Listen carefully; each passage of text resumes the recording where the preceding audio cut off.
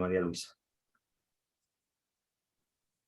Bueno, voy a silenciar los micrófonos con el permiso de ustedes.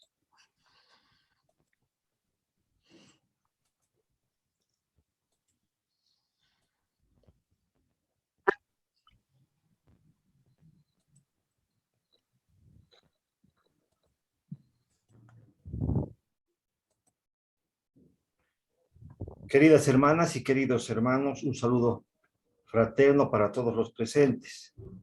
Soy Hugo Valdivia de la rama Roto Blanco de la Sociedad Teosófica en Bolivia y agradezco la asistencia de todos a esta charla. Vamos a comenzar con la siguiente invocación, conocida por todos nosotros como es usual en todo trabajo teosófico. Querida Daniela. Queridos hermanos, vamos a tomarnos un minutito para hacer esta oración, para aquietarnos y vibrar un poquito más elevado, ¿no? Entonces, les pido que asumamos una posición muy cómoda. Respiremos profundamente. Aquietemos nuestra mente y repitan conmigo. Oh vida oculta que vibras en cada átomo. Oculta que vibras en cada átomo. Oh luz oculta que brillas en cada criatura. Oh luz oculta que brillas en cada criatura. Oh amor oculto que todo lo abarcas en la unidad.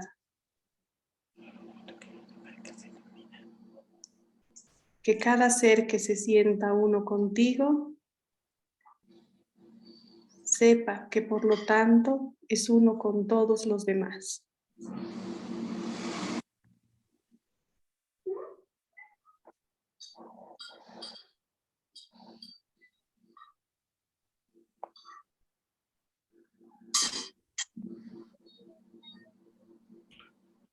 Muchas gracias.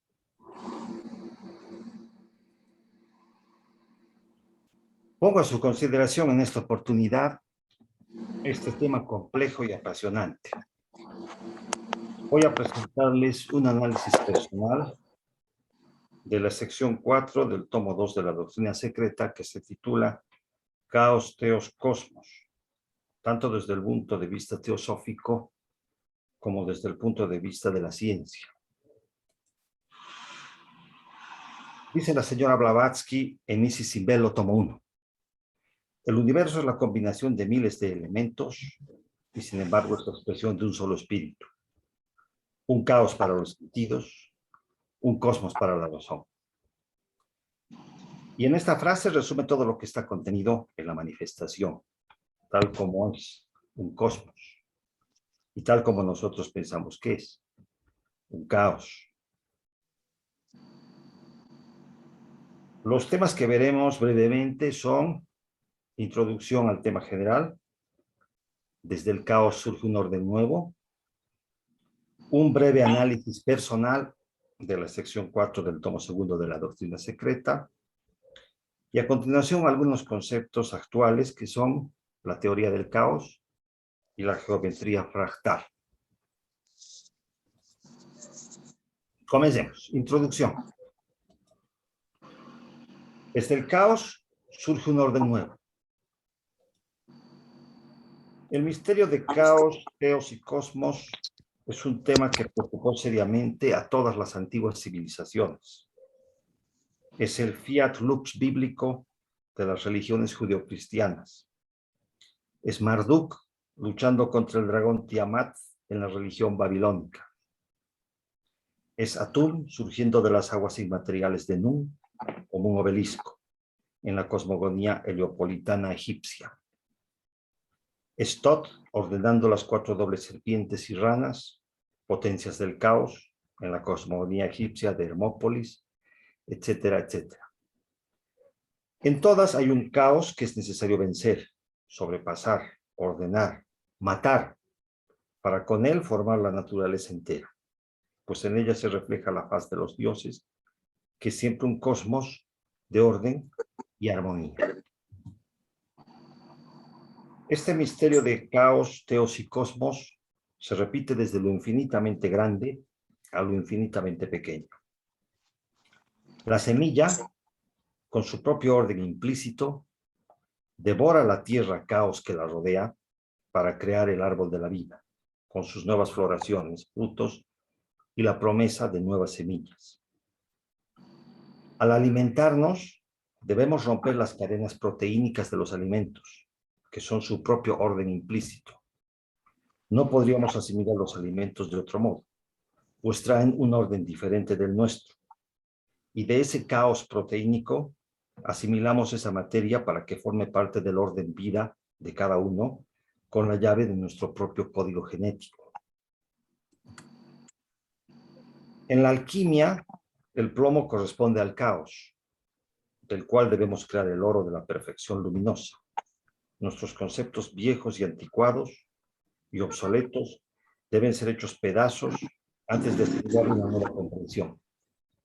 Por ejemplo, para asimilar la teoría heliocéntrica, fue necesario decir que no y despedazar a la teoría geocéntrica.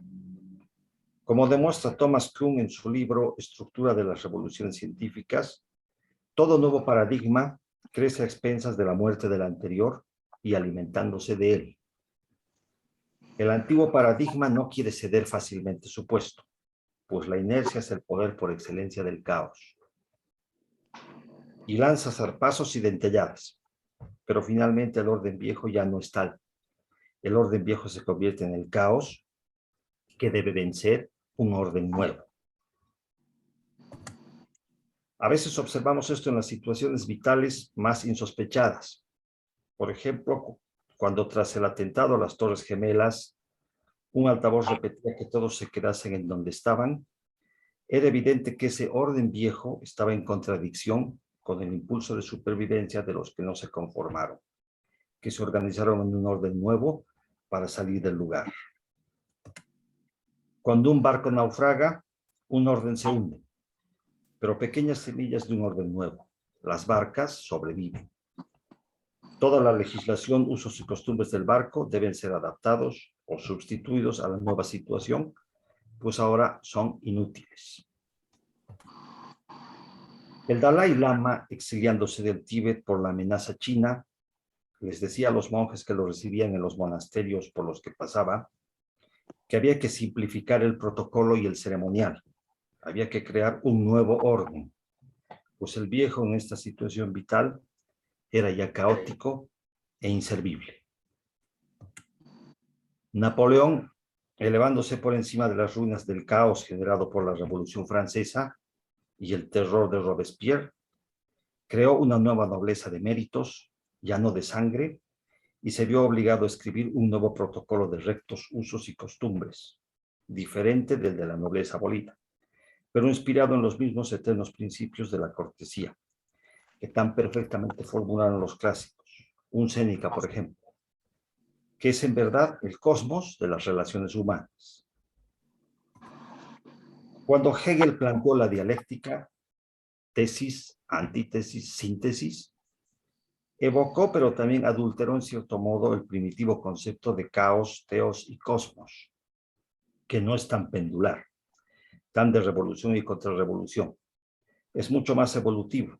No simplemente se sucede en el tiempo, sino que asciende gradualmente y contiene evocaciones muchísimo más profundas que la simplificación tesis, antítesis, síntesis no llega a captar. Y en la actualidad, comenzando la era de Acuario, el COVID-19 alteró completamente el orden existente en toda la sociedad humana, creando un caos del que poco a poco surgirá un orden nuevo.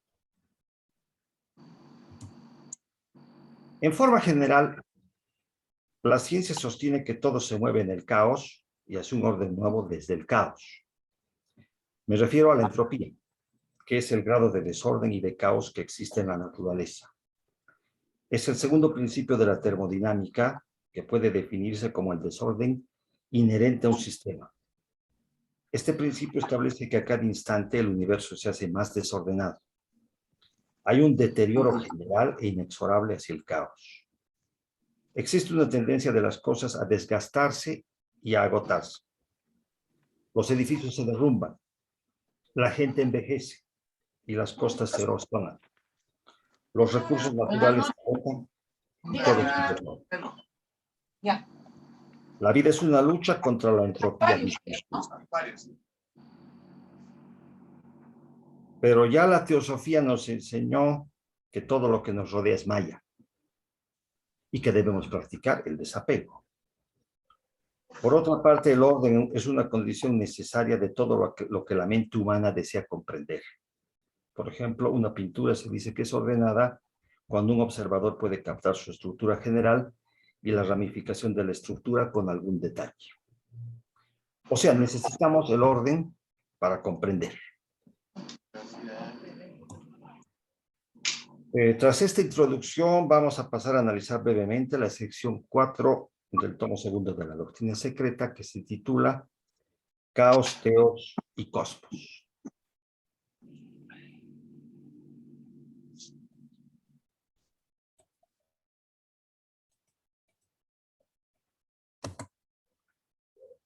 Las palabras caos, teos y cosmos son griegas. La palabra caos significa confusión, desequilibrio y sobre todo desorden. Podemos hablar del caos de la guerra, el caos de la discriminación, el caos urbano, el caos político, el caos del tráfico vehicular, etc. O sea, se refiere a confusión y desorden.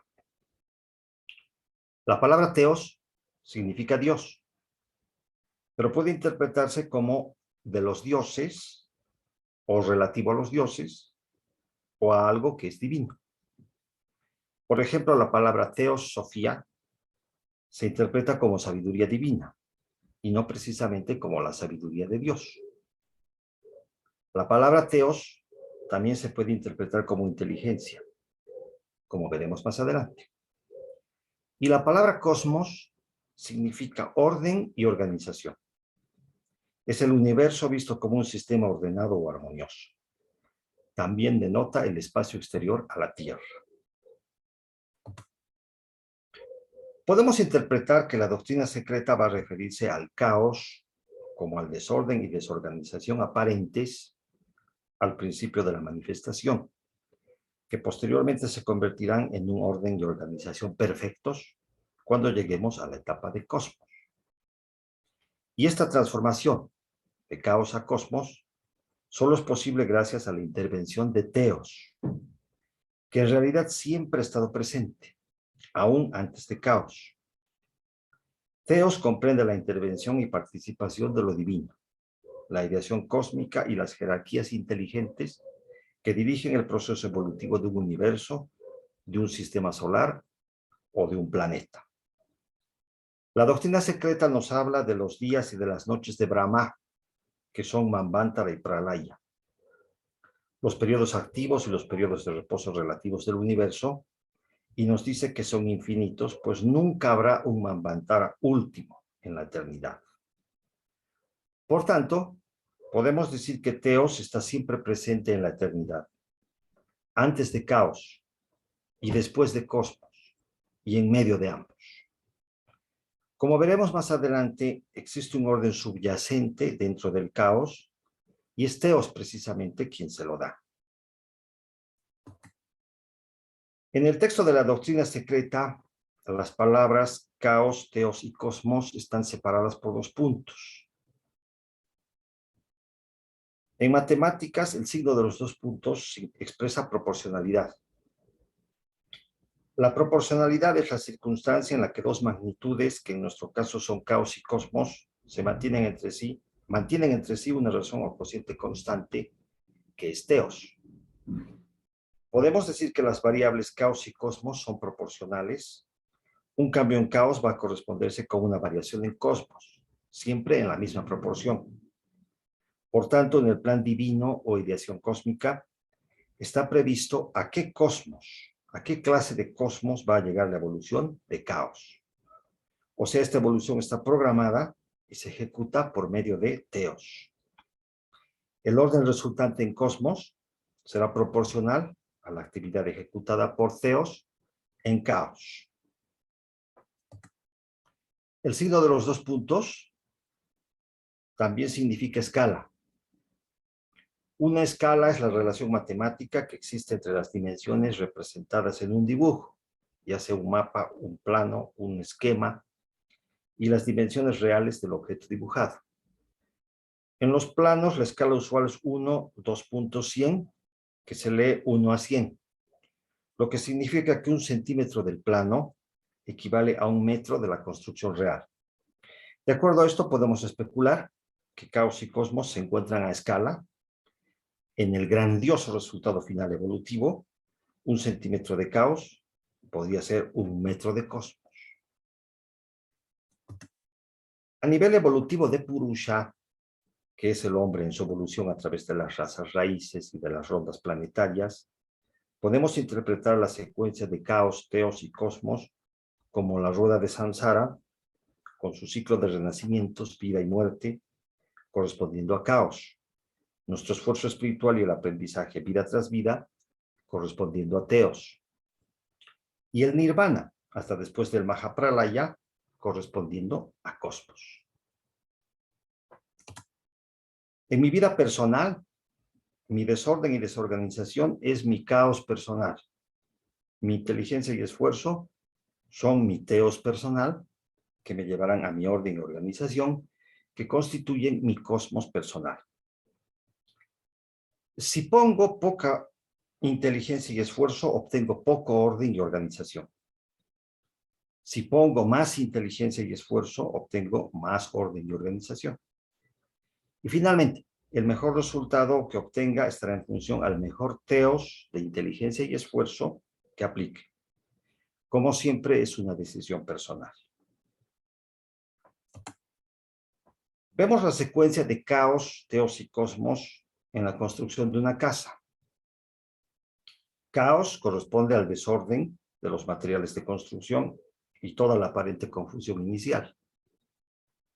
Teos corresponde a los planos y diseño arquitectónico, al trabajo y esfuerzo de los constructores y al proceso mismo de la construcción. Y cosmos es la construcción finalizada. La casa está lista para ser habitada. Es interesante observar que al final nadie recuerda el proceso de construcción y sus inicios. Solo cuenta la casa finalizada. Es como si siempre hubiera estado ahí. En el proceso evolutivo de un universo, de un sistema solar o de un planeta, por mucho que dure millones de años, cuenta siempre el resultado final. Finalmente, resaltamos el siguiente uso de términos. Cosmos en latín. La doctrina secreta usa el término cosmos con C, aplicándolo únicamente al cosmos visible, esto es, a nuestro sistema solar. Cosmos en griego. La doctrina secreta usa el término cosmos con K para designar la manifestación manvantárica como un todo, el cosmos universal, del que forma parte nuestro sistema planetario. Pero en forma general, cosmos es el mundo, el conjunto ordenado de todas las cosas manifestadas. Puede pensarse que el cosmos con C es un estado parcialmente ordenado que pasará a un orden superior cuando sea cosmos con K. O sea, existirían varias etapas de cosmos con C hasta llegar a una etapa suprema de cosmos con K. En nuestra vida personal, sin embargo, llegaremos solamente a algún nivel de cosmos con C, o sea, a un estado parcialmente ordenado. La sección cuarta del tomo segundo de la doctrina secreta, que se titula Caos, Teos, Cosmos, comienza afirmando que los tres son el contenido del espacio, que es el que lo contiene todo sin ser contenido. La extensión sin límites, la causa primera desconocida. El eterno Padre, la deidad incognoscible, cuyas invisibles vestiduras son la mística raíz de toda materia, la eterna causa de todo, el absoluto contenedor de todo cuanto existe, tanto manifestado como inmanifestado, siendo el espacio un cuerpo de extensión infinita. Solo percibimos la estructura más densa de sus 7 subdivisiones o principios, y el espacio es la fuente viva de la vida. Respecto a sus 7 principios, existen 6 planos cósmicos y el huevo áurico como 7º principio del cosmos manifestado. La equivalencia de los principios del cosmos manifestado con la constitución septenaria del hombre es la siguiente. De acuerdo al tomo 6 de la doctrina secreta, el huevo áurico corresponde con Atma, Alaya corresponde con Buddhi, Mahat corresponde con Mana superior, Kohat corresponde con Kamamanas, Jiva, las mónadas, corresponden con Kama Prana, la luz astral corresponde con Linga Sharira, o cuerpo astral del hombre, que es el vehículo de la vida, y Prakriti con el cuerpo denso. Existen muchas representaciones medievales del espacio, como contenedor de todo lo manifestado y de la vida. Como podemos ver, son concepciones bastante simples en realidad. Nuestro sistema solar ocupa un lugar ínfimo dentro de nuestra galaxia. Y a su vez, nuestra galaxia es una de billones en la inmensidad del universo. Esa es la grandiosidad del espacio, del que habla al principio de la sección 4 de Caos Theos Cosmos. Nuestro planeta, la Tierra, es como una mota de polvo en el espacio, lo que debe hacernos reflexionar y hacernos sentir humildes por nuestra insignificancia. Las nuevas corrientes de la física relativista y la física cuántica presentan una visión del universo basada en el concepto de espacio-tiempo. Son nuevas concepciones. Bueno, relativamente nuevas.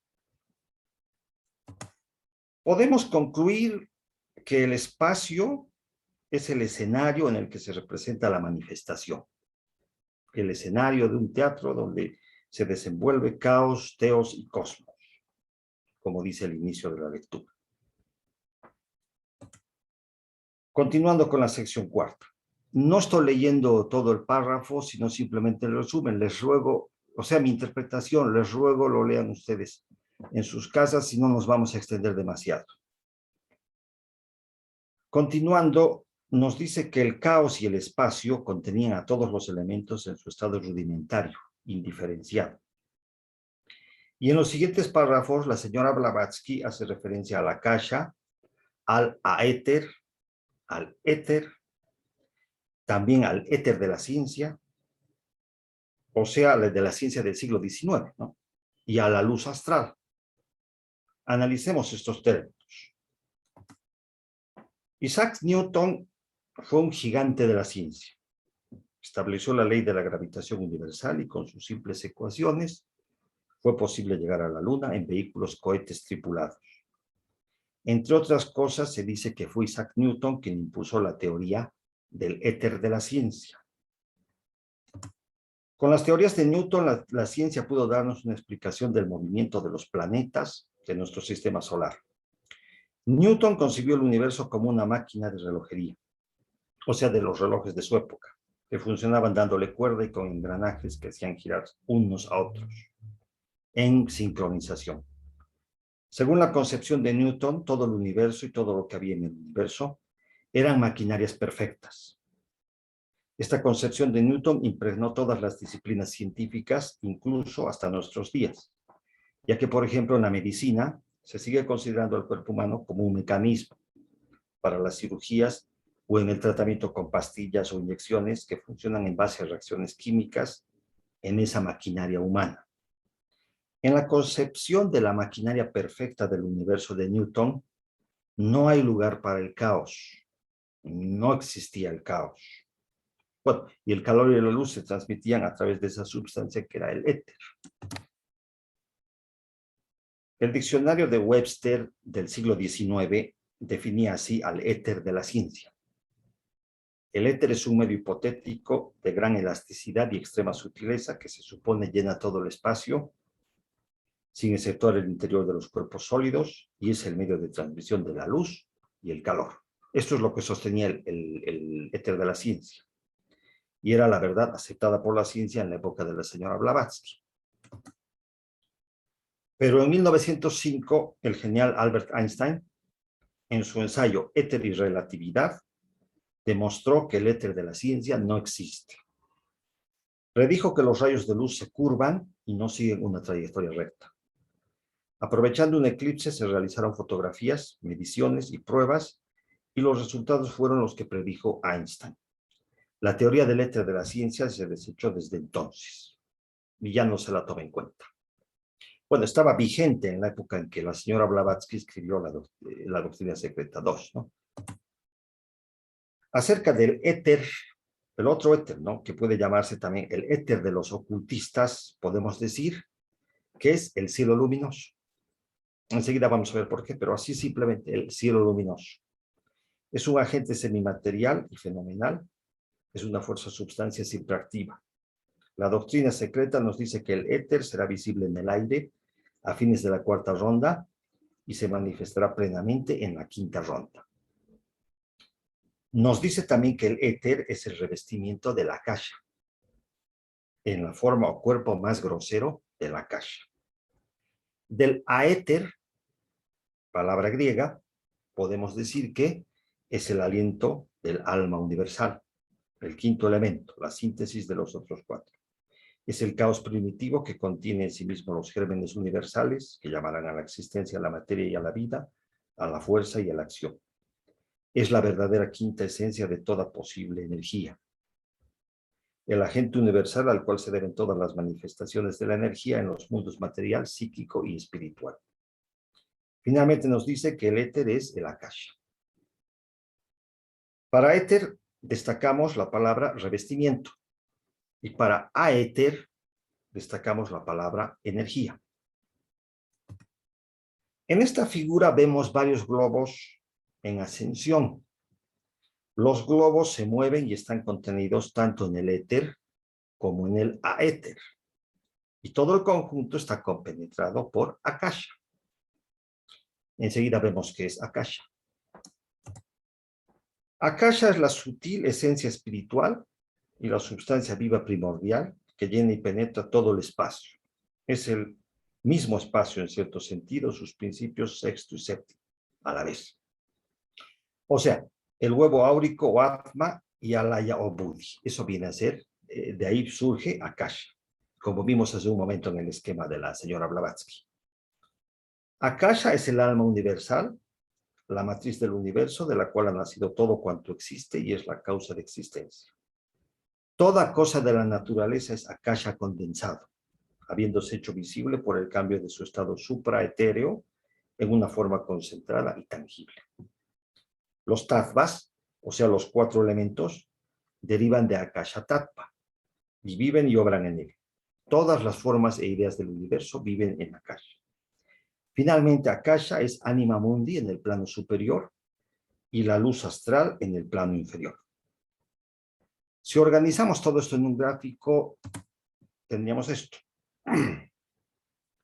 En este gráfico les presento las cosas como yo las entiendo. Dicen que no es conveniente hacer gráficos, pero ayudan a darnos una idea. Puede que haya errores en este gráfico. Les repito que es mi interpretación. Como vimos anteriormente, akasha corresponde a los principios sexto y séptimo a la vez, buddhi y atma del universo, que corresponden al huevo áurico y a alaya. Y en general es el alma de la materia, de mula prakriti, ¿no? Que se convertirá en prakriti, la naturaleza, o sea, la materia que conocemos. Akasha es anima mundi en el plano superior y la luz astral en el plano inferior.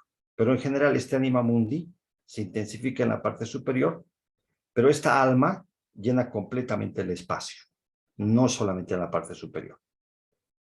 El éter es el revestimiento o el cuerpo más denso de akasha. En el gráfico se representa por estas líneas amarillas, tanto exterior como interiormente. Para dar una idea, pero este revestimiento se encontraría en muchas más dimensiones de las 3 dimensiones que conocemos. O sea, es imposible representarlo. Y finalmente el aéter se encuentra inmanente en la akasha, unido a su esencia y produce todas las manifestaciones de la energía material, psíquica y espiritual. Y los 7 elementos de los cuales en nuestra actual ronda solo conocemos 4.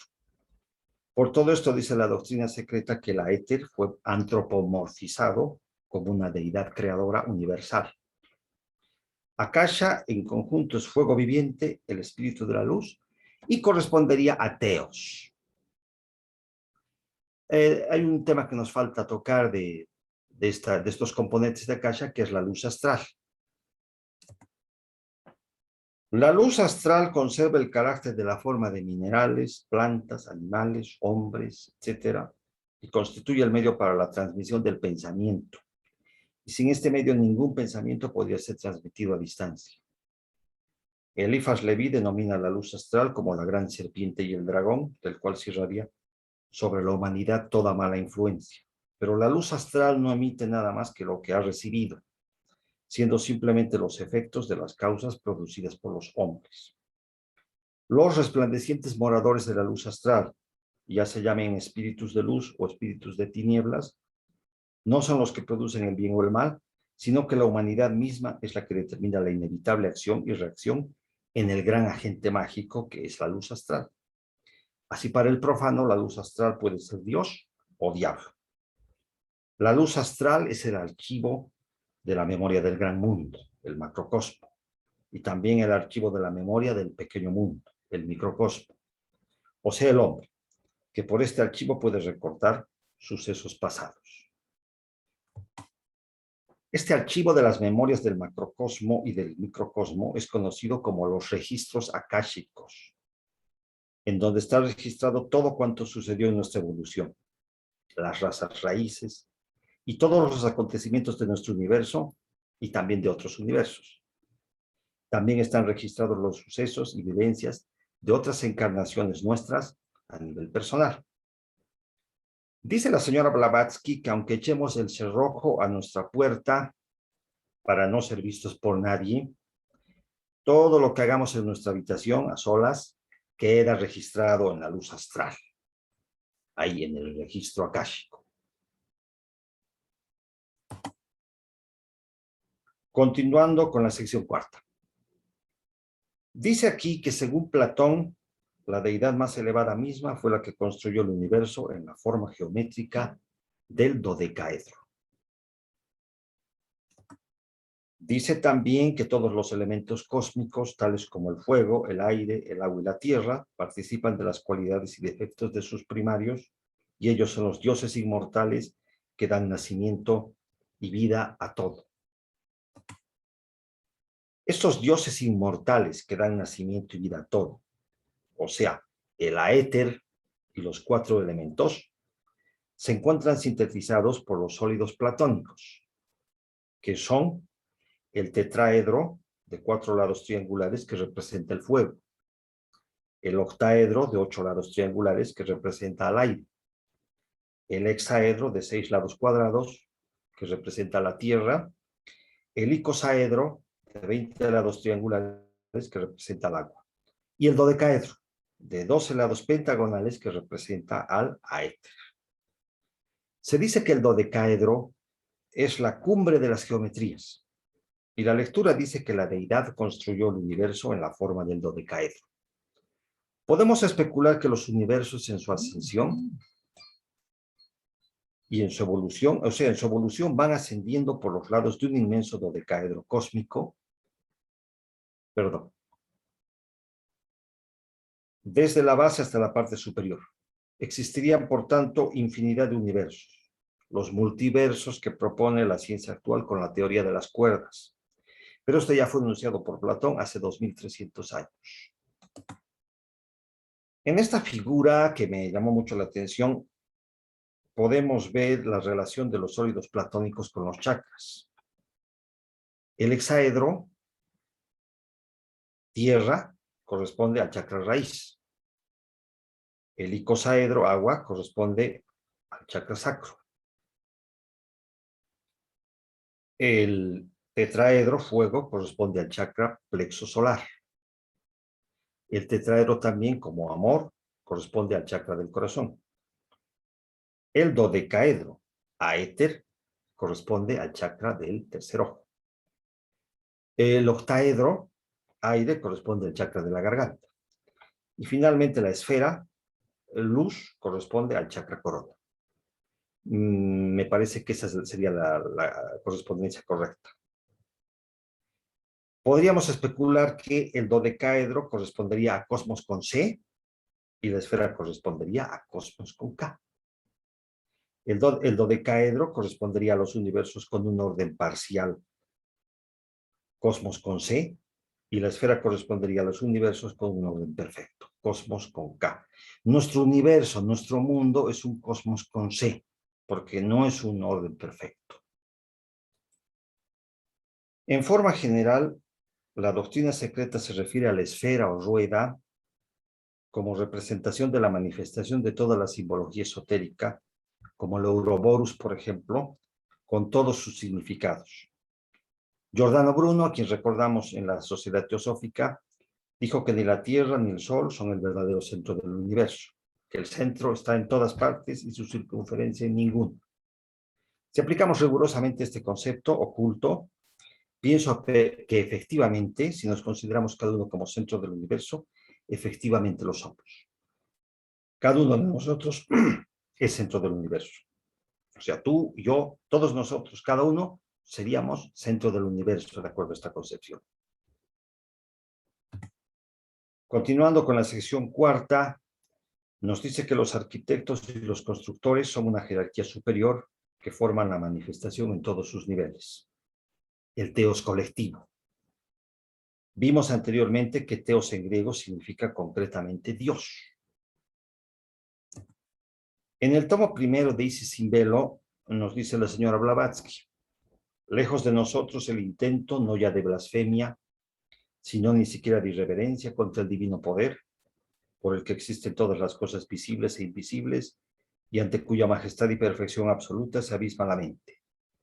Nos basta el convencimiento de que Él existe y que Él es la sabiduría infinita. Nos basta tener, como las demás criaturas, una centella de su esencia. Reverenciamos al supremo, infinito e ilimitado poder, al céntrico sol espiritual, cuya luz nos ilumina y cuya voluntad nos circunda. Es el Dios de los profetas antiguos y de los profetas modernos, el Dios cuya naturaleza solo cabe vislumbrar en los mundos evocados a la existencia por su potente fiat, el Dios cuya revelación está cifrada por su propia mano en los imperecederos símbolos de la armonía universal de cosmos. Él es el único evangelio infalible. Refiriéndose a Dios, nos habla la señora Blavatsky del céntrico sol espiritual, que físicamente es la estrella Alción, en la constelación de las Pléyades, en el cuello de Tauro, a 440 años luz de la Tierra, el centro de nuestra galaxia. Dice la señora HPV que del sol espiritual proviene prana, enviado a nuestro sol, que lo distribuye por el sistema solar. E incluso Atma proviene de él. Él es Teos, en nuestro cosmos con C. Y en el cosmos con K, y más allá y a nuestro alrededor, también se encuentra para Brahman, lo incognoscible, la seidad, que todo lo compenetra y en él existimos. La presencia de Teos, lo divino, como quiera que lo interpretemos, es innegable. Está presente en toda la manifestación la intervención de Teos. La ciencia nos muestra el número áureo y la serie de Fibonacci como un patrón de perfección presente en todo lo que existe en la naturaleza. Plantas, semillas, animales y toda formación y fenómenos naturales están regidos por esta característica llamada la proporción divina. Y los seres humanos también, sin saberlo, poseemos este patrón de perfección que denota que existe un diseño, no solo inteligente, sino realmente divino. En 1953, los científicos Francis Crick de Gran Bretaña y James Watson de Estados Unidos publicaron la famosa estructura de la doble hélice del ADN, el código genético, que también responde al número áureo. Y es una marca de identidad de los seres que pueblan la Tierra, humanos, animales, plantas y tal vez también minerales dentro del plano físico. Es una marca de divinidad, de un diseño inteligente, organizado, que se ha descubierto por la ciencia. El reino animal, en su expresión más silvestre o salvaje, se encuentra sumido en el caos. a mi manera de ver, se divide en depredadores y presas, ambos motivados únicamente por el hambre.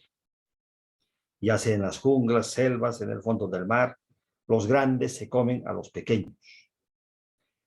Al respecto de este caos, la señora Blavatsky dice que la naturaleza no es buena ni mala, hace lo que debe hacer. Pero si ustedes ven, son impresionantes las escenas de los depredadores cazando a sus presas en el mundo salvaje. Los animales cercanos al hombre, en cambio, se encuentran en algún nivel de cosmos con C, pero pueden caer fácilmente en caos. El reino vegetal parece estático, pero recientes investigaciones han revelado que posee una intensa actividad a través de las raíces. Las plantas forman una red parecida al Internet con sus raíces y se comunican todas las plantas y todos los árboles. Una gran comunicación entre sí y a grandes distancias. Las plantas, los árboles más lejanos pueden advertir acerca de cambios climatológicos o plagas de insectos. O sea que existe una gran actividad bajo tierra. No está realmente estático el reino vegetal. Conocemos el proceso de fotosíntesis que aporta oxígeno a la atmósfera y nos provee con verduras y frutas. La evolución del reino vegetal parece tranquila, como si se hallara en un nivel alto de cosmos con C. En el reino mineral, según explica Annie Besant, el reino humano es un reino de transición. El reino animal es un reino puro. El reino vegetal es un reino de transición. Y el reino mineral es un reino puro, el más puro de todos. Ya vimos en una charla anterior que los elementales o espíritus de la naturaleza tienen su salida de los planos elementales precisamente a través del reino mineral. La ciencia explica la evolución del reino mineral a través de la escala de Mohs, de la menor a la mayor dureza, que corresponde al diamante, durante millones de años y a través de elevadas temperaturas. Pero algo que la ciencia no puede explicar es cómo y por qué los minerales obedecen a patrones de desarrollo de perfección, llamados sistemas cristalográficos, en el curso de su evolución. Nosotros conocemos la respuesta. Son las jerarquías inteligentes y divinas que dirigen todo el inmenso proceso. Nada es casualidad o azar. Y en este caso vuelve a ser Teos en acción. Y el resultado final, claro, ayudado por la mano del hombre, la belleza, la perfección, la pureza del diamante. Aquí podemos ver que el reino mineral llega a cosmos con K. Geoffrey Hodgson dice que en el reino mineral podemos ver el alcance del plan divino, la perfección espiritual representada por el diamante a la que llegaremos al final de nuestro recorrido, como un diamante pulido. Este es, según la ciencia, la cumbre de la evolución mineral estaría en el diamante, que representaría en términos generales la meta y el plan de la evolución, del plan divino. O sea, los humanos también vamos a hacer un bello diamante al final, espiritualmente hablando, al final de nuestro recorrido. Sin embargo, otras corrientes ocultistas dicen que la cumbre del reino mineral es el oro. El plomo se convierte en oro, dice, ¿no? El plomo que se convierte en oro. Bueno, pero es la misma idea. Finalizando la sección 4, vamos a ver en resumen lo que nos dice. Respecto a caos, son los elementos en su estado rudimentario e indiferenciado, los primeros principios de todas las cosas contenidas en el universo, átomos y un vacío. Es Vishnu, el vacío, la fuerza deidad latente, la gran nada, Ein Sof o no cosa. Se convierte en el alma del mundo, que ya lo hemos visto. Nuestras almas son rayos prestados por el alma universal y por lo tanto son aspectos y recordatorios del alma única. Por tanto, existe un alma vital y potencial en cada átomo de materia. Esta alma, ya sea humana, animal, vegetal o mineral, no es sino un rayo prestado por el alma universal a cada objeto manifestado durante el ciclo activo o periodo del cosmos. Como el alma del mundo penetra todo el cosmos, los animales han de tener algo divino. Lo mismo enseñan los budistas y los herméticos. Y Manu concede también alma a las plantas. aún a la más tenue hoja de césped. Respecto a Theos, es la voz de la voluntad, el verbo, el logos del todo absoluto silencioso. Es el punto indivisible, ilimitable y desconocido. Es la voluntad comunicando el primer impulso a los átomos. Brahma es también Theos, que se desenvuelve del caos o gran mar. Theos es Aether o Akasha, que compenetra todas las cosas. Es el fuego viviente, el espíritu de la luz. Es la deidad más elevada que construyó el universo en la forma geométrica del dodecaedro. La única vida o aliento intracósmico es el verdadero creador de cosmos, guiado y controlado por el ejército de seres celestiales sintientes, cada uno con una misión que realizar.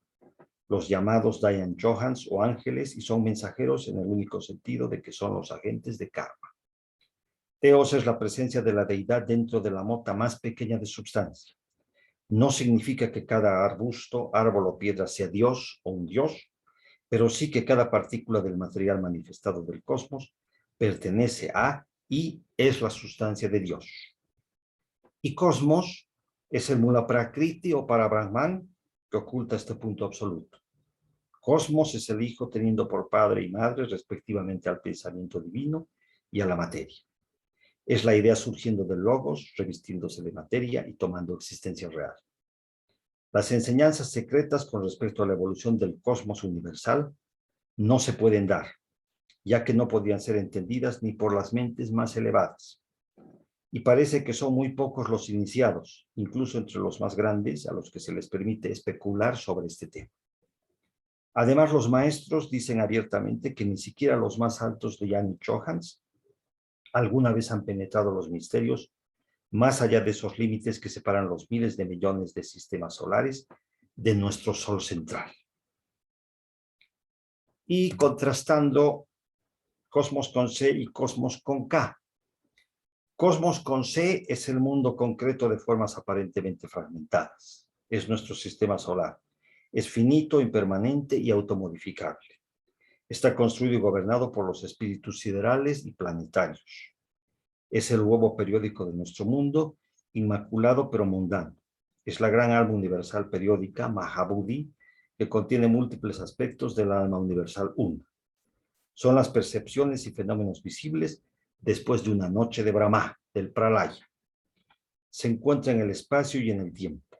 Comprende los fenómenos de un sistema planetario. Es el macrocosmos de nuestro sistema solar. Es la década inferior pitagórica o vida. Y cosmos con C puede significar nuestro globo o tierra. Cosmos con K es abstracto y sin forma. Es el vehículo homogéneo de todos los universos futuros. Comprende todos los universos y sistemas solares. Sin límites, omnipresente e inmutable. Es la vida una, el aliento intracósmico dirigido y controlado por un ejército de seres divinos sintientes. Es Matripadma, Madre Loto, huevo y útero eternos, espirituales de todos los mundos futuros. Es el alma universal una. Es el noumeno incognoscible, siempre oculto y desconocido, Padre oculto y no manifestado. Se encuentra fuera del espacio y del tiempo. Es la manifestación manvantárica en su conjunto. Es el cosmos universal de todo. Es la década superior pitagórica o luz. Finalmente, cosmos con K es todo el universo. Estos son algunos conceptos relativos a la sección 4 de la doctrina secreta. Todos debemos profundizarlos y meditarlos. Es un tema bastante complejo y profundo. Voy a exponer brevemente a continuación un par de conceptos actuales, que son la teoría del caos y la geometría fractal. La ciencia ha desarrollado la teoría del caos. ¿Qué dice la teoría del desorden o del caos? Esta teoría resuelve y muestra que existe un orden subyacente en el desorden. O sea que el desorden realmente no es caótico, sino ordenado. O sea, la ciencia al final ha entrado a estos temas metafísicos y se ha preocupado. Han establecido un montón de leyes, pero simplemente la teoría del caos dice esto: existe un orden en el desorden. Esto es lo que dice la ciencia, o sea que de alguna forma admite la presencia de teos dentro de caos. El efecto mariposa es lo más conocido de la teoría del caos. Es la punta del iceberg de la teoría del caos o del caos ordenado. Dice así: el batir de las alas de una mariposa puede provocar un huracán en otra parte del mundo. El efecto mariposa viene a ser una relación entre causa y efecto, pero no voy a entrar en más detalles. La geometría fractal. Un fractal es un objeto geométrico progresivo que a partir de un patrón de repetición y escala numérica reproduce ciertos comportamientos de la naturaleza y su aparente caos. La voz proviene del latín fractus, fracturado, y el término fue acuñado como se entiende hoy en 1975. Es bastante reciente esto, por el matemático Benoit Mandelbrot, quien encontró reglas y patrones en las formas irregulares que habitan el mundo y pudo traducirlos a un lenguaje matemático aplicable. El mundo estaba siendo explicado geométricamente a partir de formas idealizadas: cuadrados, triángulos, líneas, círculos, conos, esferas, que en realidad no son las formas de la naturaleza. No presenta la naturaleza ese tipo de geometrías. O sea, ni las piedras, ni los árboles, ni nada de lo que conocemos tiene esas formas. O sea, necesariamente debían corresponder a otro tipo de geometría. Esta es la geometría fractal, que es una geometría que viene a solucionar el dilema de cómo se comporta la naturaleza. Fractal también significa igual a sí mismo. La geometría fractal explica que la mayoría de los fenómenos naturales considerados irregulares o caóticos tienen de hecho un patrón y forma específica y una característica en común. Son autosimilares. Esto quiere decir que su forma se repite en copias más pequeñas infinitamente. El ejemplo más usado por Mandelbrot es el coliflor romanesco, verdura de apariencia arbórea que crece de tal manera que su forma y estructura están compuestas por pequeñas versiones geométricas de sí misma. Cada parte es similar al todo, pero más y más pequeña, como podemos ver en la figura. La geometría fractal nos permite comprender y prever comportamientos que antes eran imposibles de explicar en la naturaleza, como la formación de las nubes, la estructura de los copos de nieve, la formación de montañas y ríos, el vuelo de las aves, todos ellos fenómenos tan inconmensurables como diminutos. La naturaleza fractal es capaz de acercarnos a lo divino, porque explica a través de la geometría la inmensidad del universo, que existe contundentemente en una brisa de polvo y en una galaxia. Voy a explicarles, o sea, no voy a explicar en realidad, simplemente hago referencia y voy a ir directamente a lo que quiero mostrarles. Nos interesa para este caso los llamados fractales no lineales.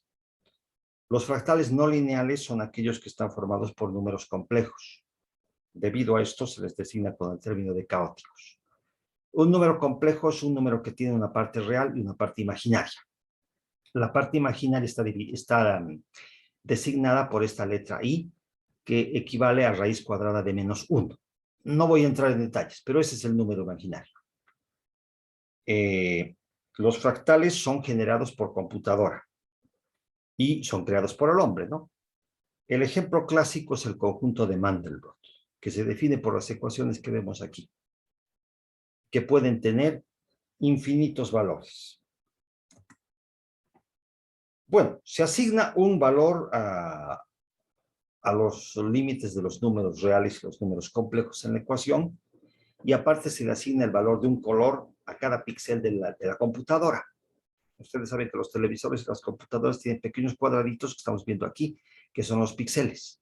Entonces, cada píxel tiene un código de color y un código de valor numérico en la ecuación. Cada píxel tiene un valor determinado. Generando la ecuación, el conjunto de Mandelbrot va a salir así. O sea, en toda la superficie de la pantalla hay un valor numérico para cada píxel, y esta figura en oscuro que vemos es el conjunto de Mandelbrot. Aquí está el conjunto de Mandelbrot sin los píxeles, con todos los valores asignados. La computadora realiza miles de iteraciones en la imagen y va a ser como si estuviésemos viendo esta figura con un microscopio. Eso es lo que va a ocurrir. Esas son las iteraciones que hace la computadora y, bueno, esto ha sido posible recientemente, ¿no? Con la invención de la computadora. Es un poco complicado. No voy a entrar en detalles, hay términos matemáticos. Hay muchos videos sobre este esquema fractal en YouTube. Yo les voy a recomendar algunos al final. Hacemos un primer acercamiento. La parte más pequeña, observen, reproduce en miniatura la figura original. Si continuamos el acercamiento, obtenemos sorprendentes resultados. O sea, sobre esto vamos a continuar como si fuese un microscopio de la computadora, a seguir entrando. Y tenemos esto, con los patrones de colores arreglados. Esta es la teoría del caos y la geometría fractal en la esencia del conjunto. Podemos decir que es la entropía que vimos al principio en acción. Son los sistemas cristalográficos del reino mineral. Podemos especular la existencia de un universo o de un multiverso en el interior del conjunto. Son las verdaderas geometrías que rigen la naturaleza. Pero quiero recordarles que lo que estamos viendo es el caos. Obviamente aquí en el caos hay un orden que no conocíamos ni nos imaginábamos. O sea, Teos está dentro del caos. Puede que se esté llegando a algún cosmos con C, pero no es el cosmos con K. La figura original se repite y se repite. Aquí está. Es una vista del microcosmos, de lo infinitamente pequeño. Yo entiendo que se cumple lo que vimos. Teos está antes de caos y también está inmanente en caos. Y pienso que lo que vemos en el conjunto de Mandelbrot es un atisbo de cosmos con C. Y esta es la verdadera estructura de la naturaleza. Esta es la última imagen que vemos. Podríamos estar toda la noche. Es un número infinito de imágenes. Hay un número infinito de variables y de colores que se pueden aplicar a la ecuación del conjunto de Mandelbrot con infinitos resultados. Por tanto, podemos concluir que existirían infinitas formas de universos. Si observamos ahora la naturaleza, vemos que aparte del número áureo que mencionamos hace rato, la serie de Fibonacci, también está presente la geometría fractal, hasta en la tela de una araña.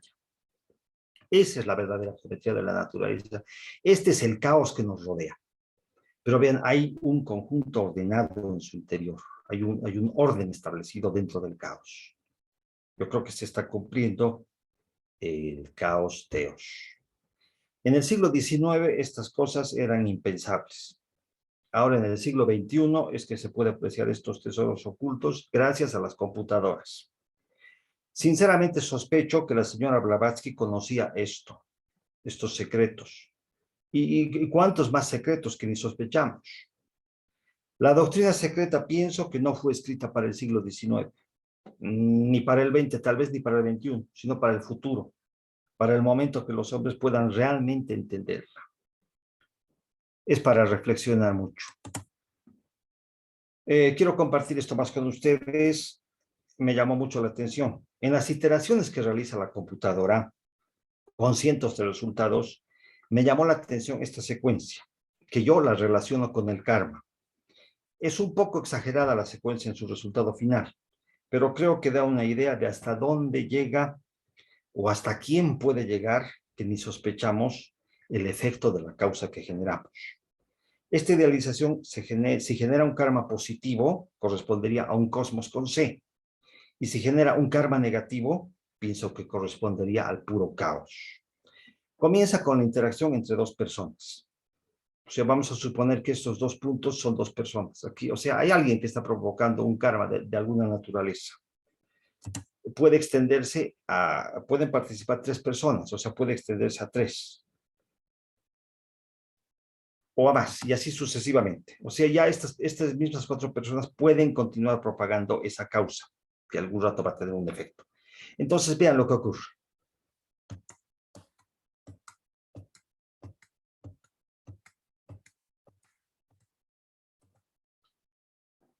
Estas son las iteraciones, o sea, no es el máximo de iteraciones, es un número, es una posición exagerada, pero pienso que en realidad puede ser así. No necesitamos ser una autoridad de un país o alguien de mucha importancia que afecte a mucha gente. Con nuestras solas acciones podemos generar un karma de esta naturaleza. O sea, repito, un caos si es un karma negativo y un cosmos con C si es un karma positivo. Pero tendríamos, es para meditar, me parece, pensar hasta dónde puede llegar el efecto de la causa que generemos.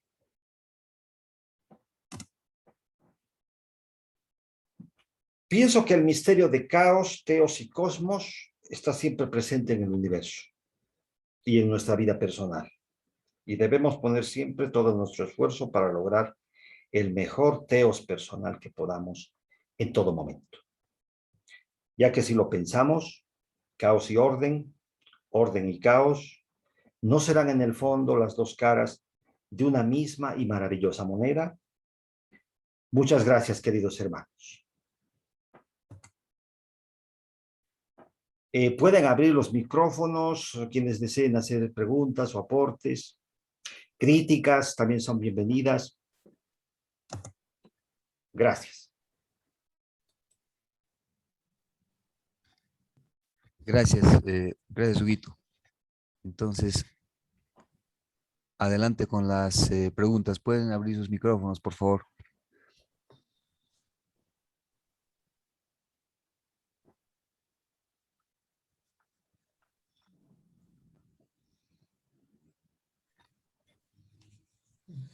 Voy a aprovechar mientras se decide Huguito. Sí, cómo no. Al ver la presentación, me ponía a pensar que la mente no alcanza pues para entender, digamos, la perfección, ¿no? En el caos, ¿no? Y me ponía a pensar que el manas, que es la mente, que nosotros normalmente trabajamos con la mente concreta, no alcanza, ¿no? Entonces, obviamente un nivel mayor, que es el manas superior, ¿no? Sí debería podernos ayudar a entender esto. Obviamente es un trabajo, es resultado de un trabajo de muchos años que seguramente nos va a permitir acercarnos, digamos, ¿no? ¿No? Sí. Y, y me ponía a pensar también por ejemplo, al ver las iteraciones, me ponía a pensar en las estrellas, ¿no? Que para muchos las estrellas nos dicen algo que no lo podemos entender con la mente, ¿no? Y ¿cómo ves, tú que conoces también el tema de astrología, la relación entre la astrología y el caos y el teos? Bueno, en todo momento estaríamos dentro de una combinación, yo entiendo así, de una combinación de caos y teos. O sea, hay una parte divina que está con nosotros siempre. Estamos en un mundo aparentemente caótico, pero está regido por leyes. O sea, lo que la ciencia, el aporte al final que la ciencia dio es que existen leyes dentro del caos, que en realidad el desorden tiene un orden interno. Entonces, en nuestras vidas, en la astrología, es un poco de caos, pero siempre, es bastante caos, pero siempre con la presencia de teos, la parte espiritual.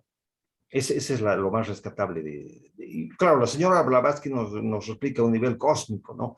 Pero en nuestras vidas también tenemos la opción de llegar. No vamos a llegar a un cosmos con K, que es la suprema perfección.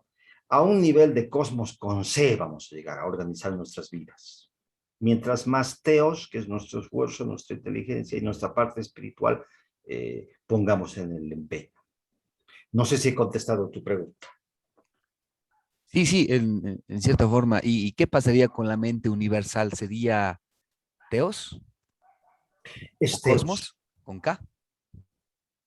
O sea, el teos viene a ser toda la parte de Akasha, hemos visto. En el Akasha están el éter, que era el éter de los ocultistas, ¿no? Había un éter de la ciencia que Einstein descubrió, desechó, hizo que se desechara porque era algo hipotético y falso. Pero existe otro que se llama el éter de los ocultistas, que lo manejaba Eliphas Levi, donde lo confunde con la luz astral. Y el aéter. Entonces, todo esto engloba el Akasha, que es es lo que nos rodea completamente. Y esto está proveniendo del Parabrahman directamente, el Akasha y el Mula Prakriti. Entonces, son teos. Siempre está teos a nuestro alrededor. O sea, teos es la parte divina, la parte espiritual misma. Está siempre inmanente en nosotros, en medio de nuestro caos. Claro. Ok, muy bien, gracias. Gracias, Huguito. Muchas gracias, José Luis. Huguito, lo que dice, porque nos dice la doctrina, ¿no? Que no hay materia sin espíritu, ni espíritu sin materia. Entonces, por eso se podría explicar que este caos aparente en el fondo también está sujeto a leyes, está sujeto a un cierto orden, porque si no hay materia sin espíritu y lo espiritual, la energía, es en el fondo, entiendo, unas ley, un orden, o una organización, algo que emana de la mente universal, ¿no es cierto? Sí, O no, es así. de la parte de teos. La mente universal está en la parte de teos. Es- El gran aporte de de la ciencia actual no ha sido esa de crear la teoría del caos, decimos que existe orden dentro del caos. Los gráficos fractales que les he mostrado, que son el conjunto de Mandelbrot, es caos, porque se genera ese gráfico en la computadora a través de números complejos y números reales. O sea, se está creando un caos, es una imagen del caos. Pero van a concordar conmigo y con todos los que hemos visto, son de una gran belleza. O sea, es una geometría completamente nueva y en realidad correspondería a la geometría que existe en la naturaleza, pero tenemos que entender que ese es caos y tiene una gran belleza. Pero repito, es caos con teos inmanente y en camino hacia un cosmos con C. Para nosotros es un poco lejano, me parece, el cosmos con K. En el reino mineral está visto ahí, o sea, a lo largo de su evolución, que es muy larga la evolución final del reino mineral, ahí el reino mineral sí llega al cosmos con K. O sea, y nos muestra la literatura teosófica que es el ejemplo, el desarrollo del reino mineral, de hasta dónde va a llegar el desarrollo espiritual, a esa belleza de perfección, a esa cumbre de perfección que es el diamante pulido, al cosmos con K. O sea, para nosotros está muy lejano todavía, pero todo eso. Muchas gracias. Gracias, Huguito.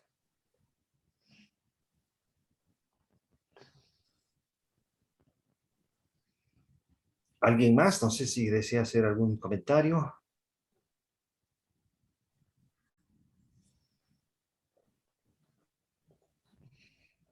Creo que nos ha dejado en caos. Yo creo que estamos en caos. Shock. Con tantas cosas tan profundas realmente, como usted dice, son temas que hay que profundizarlo, meditar y, y la maravilla es que ha traído conceptos tan abstractos, relacionándolos de alguna manera con figuras, con expresiones más concretas, ¿no? Pero creo que hay personas que quieren hacer uso de la palabra. Teresa Gracias de mi levantó. parte. Sí, Teresa está sin micrófono. Tiene que habilitar su micrófono. Sí, al sol levantó la mano. Tiene que abrir su micrófono. Ahora, Sí, ahora sí. ya. Bueno, es realmente fascinador este tema, pero es demasiado complejo para dar muy largo cuando podemos ir a la parte esencial. Por ejemplo, caos, teos, cosmos, es la Trinidad. Y de esa Trinidad, fuerza, espíritu y materia, hay una realidad suprema, una total, integrada y singular, y esta realidad suprema es la verdad. En esta parte significa, en la parte esencial, que esa realidad, que esa verdad, que todo eso está en el hombre, está en todos.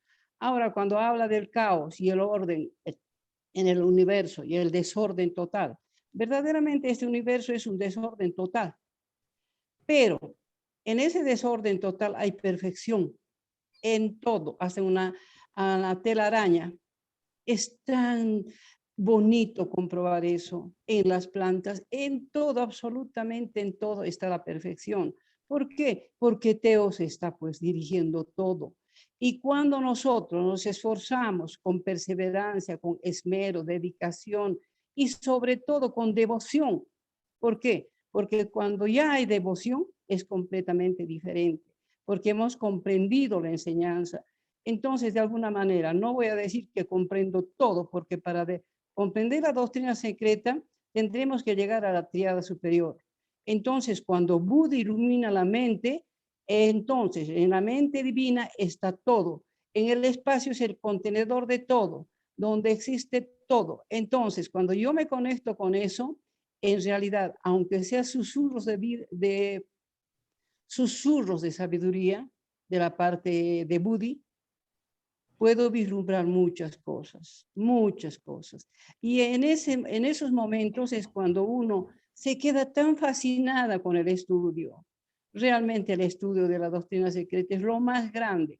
Ya en los años que tengo, verdaderamente ahora ya son libros de cabecera. Ya no leo otros libros, sino estos.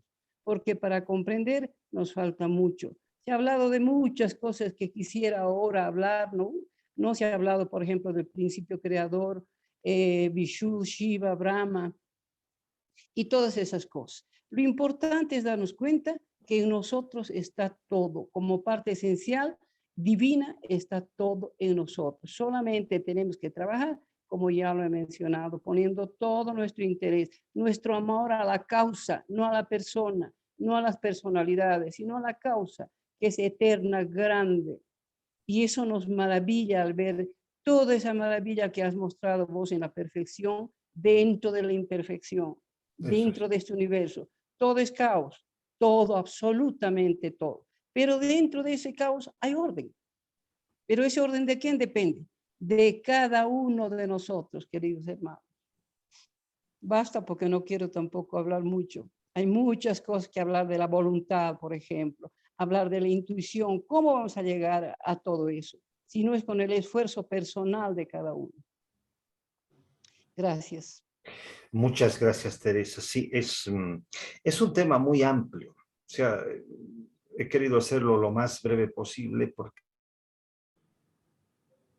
1 hora y media nomás. ¿Se perdió? No sé si alguien más desea opinar algo.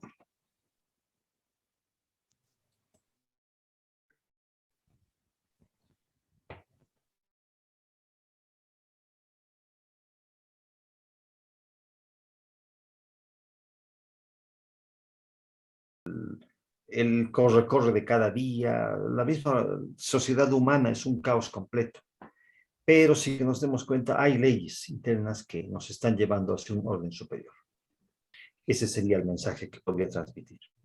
Ahora, la doctrina secreta tiene muchas más cosas muy profundas que escapan a mi comprensión. O sea, yo lo que he podido entender lo he ejemplificado.